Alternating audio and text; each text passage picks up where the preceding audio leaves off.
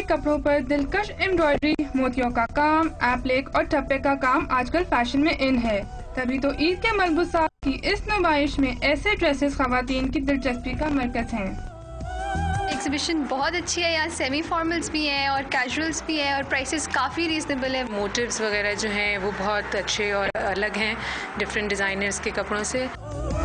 नुमाइश में ऐसे मलबूसात रखे गए जो आरामदेह होने के साथ साथ फैशन के भी ऐन मुताबिक थे। हम यहाँ पे आए थे ये सोच के कि शायद बहुत एक्सपेंसिव कपड़े हों और बहुत आउट ऑफ रेंज हो, लेकिन कपड़े की क्वालिटी भी बहुत अच्छी, स्टिचिंग भी बहुत अच्छी और सबसे बड़ी बात अफोर्डेबल। ईद पे सिंस लोग चाहते हैं कि वो थोड़ा कम से कम शिमरी कपड़े पहने और साथ से कपड़े बहुत अच्छे हैं। इन तैयार शुदा और फैशनेबल ईद ड्रेसेस से खवातीन को ये भी फायदा हुआ कि ना दर्जी की झंझट और ना कपड़े की खरीदारी पर वक्त का ज़िया।